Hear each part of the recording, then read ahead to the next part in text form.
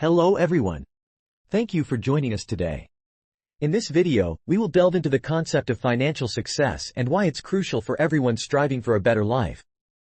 We'll uncover the psychological barriers that hold us back and provide actionable steps to break free from them.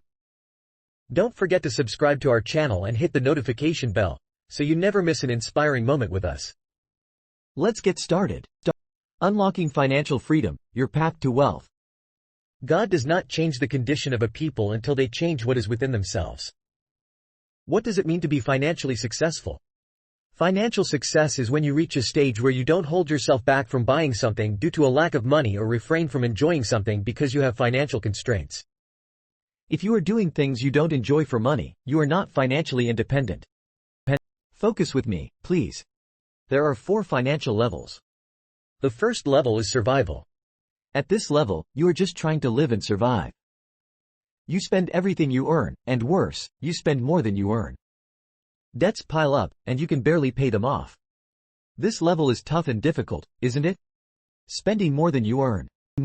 In the second level, you spend everything you earn, and nothing is left. You live paycheck to paycheck, waiting for your monthly salary. In the third level, you earn more than you spend, but you don't know how to make that surplus work for you. Logically, you are losing money due to inflation. If you are doing this, and the last level, which I wish for all of you, is earning money and spending less than you earn while making that surplus work for you. Now we will explore how to cultivate financial awareness to make money work for you instead of working hard for money. When you have a prosperous awareness, it allows you to live without massive effort, whether you have money or not. Yes, it is easy to live with money, but there are people who live very well without having money. But that isn't what we will discuss in this video. We will focus on how to accumulate wealth. To achieve this, you must first address the psychological barriers that prevent you, and secondly, understand that money in your life is directly linked to this law. The law of earning, spending, saving, and investing. These laws are valid in any time and place on earth and should be taught in childhood. Unfortunately, most people were born and raised without learning these laws. Imagine you are 6 years old, having dinner with your parents, and then your father tells you it's better to be poor and honest than rich and deceitful. It's better to be poor and honest because the rich are cheaters and will not enter paradise. At this age, you cannot raise your voice against your parents or argue with them or tell your father he is wrong. Honesty, wealth, and poverty are not related. You simply observe, remember, and grow your character based on what you live and hear. This lesson you just heard will become part of your reality, and you will accept it as a truth. Time will pass, and in 20 or 30 years, let's say you start earning a lot of money, you have a good income, but you will sabotage yourself because deep down, you do not want to consider yourself deceitful and dishonest. This is why if you think you are this type of person, be sure that you will find a way to lose all that money to remain honest. Some individuals carry this belief throughout their lives, and the law states that you will produce what you believe to be true. What you believe to be true will become your reality. That's why it is crucial to understand this first. To begin changing this belief, I will give you some illustrative examples. Money is just a tool like any other tools. For example, a rope is just a rope that can be used to harm someone by hitting them or can be used to save someone who is drowning. A knife is just a knife that can be used to spread butter on bread or to harm someone. Thus, both the rope and knife, and even money, are not bad things. They are tools. If used properly, they can make a person's life better. The bottom line here is that there is nothing wrong with having a lot of money and keeping it. You just need to know how to use it correctly without greed or avarice. The second phase, if you want to increase your wealth, you need to use the law of giving and receiving. As an illustrative example, let's look at the gardener who prunes the plants in the garden to make them grow. How interesting it is when you prune, you grow. In the same way, when you give, it's like you are pruning the money tree. Donating money, charity, and generosity. When you give to someone in need, you are trading with God, and the best trade is with God. You will not be lost. You are the winner here, and you will find that giving supports receiving. Now focus with me closely. There are 3 factors I want you to remember well: demand, risk, and gratitude. Demand generates power, and if you don't ask, you won't receive. Simply ask for what you want from God and be clear in your request. Don't be shy about what you are going to ask. If you don't ask, you will lose everything. Risk. Listen, without risk, you won't achieve anything in life, whether in money, relationships, business, or anything. You won't achieve wealth without risk. Risk doesn't mean doing crazy things but seizing opportunities. Here's an example. The artist or trapeze artist in the circus who jumps from one swing to another faces great danger when they leave one swing to jump to the other. They have to check if the other swing is close enough. In this critical moment between swings, they experience a period of danger and fear, but they get through it. There are others who avoid such moments in their lives. They seek safety, which doesn't exist in this world. Life is full of opportunities, not safety. Thus, you should take more risks in your life. Gratitude is the source of all virtues and advantages. I hate the person who complains a lot, who complains when they lose something or suffer from something.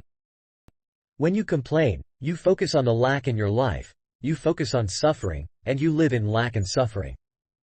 Instead, learn patience and gratitude for what you have. When you thank and appreciate what you have, what will happen? You will receive more of what you have. This is a reality we always see in human life. When you thank someone who has done something good for you or given you something valuable, that person wants to give you more so you can thank them. What about when you thank the owner of everything, glory be to him? You will not come back empty-handed. This is not philosophy, it is a truth. Try it and maintain it. Before you sleep, be grateful for what you have and ask for what you want. Let's move on to another aspect now. The human mind is divided into two parts, the thinker and the confirmer. The thinker thinks only and nothing more, while the confirmer affirms what the thinker thinks. For instance, if you think money is hard to get, you are right. And if you think money is easy to get, you are also right. Do you understand what I mean? Whether you think you can or can't, you are right in both cases. The confirming mind affirms anything that crosses your mind, and it searches for evidence to prove the truth of what you think and makes it a reality in your life. Here's a huge secret related to abundance. Imagine it's Friday night, and you just returned home from work. While you watch TV, you receive a notification on your phone that your request to obtain an advance payment has been approved. You submitted the request some time ago, and now it has been approved for 200 Moroccan dirhams. Even though you can't withdraw the money until Monday, you will spend the weekend happy and won't let sadness approach you. Everyone who sees or interacts with you feels your positive energy, even though you currently have nothing except a notification on your phone, just a message. The moral here is that feeling. The thinking mind chose to think about that idea, and the confirming mind affirmed it. You started living as if it were true. In other words, if you had this amount, how would you feel? You would say, I would feel great joy. Start feeling that feeling now, 24 hours a day, and you will achieve your goal. Unfortunately, you cannot maintain that feeling due to your nature, but now remember this model.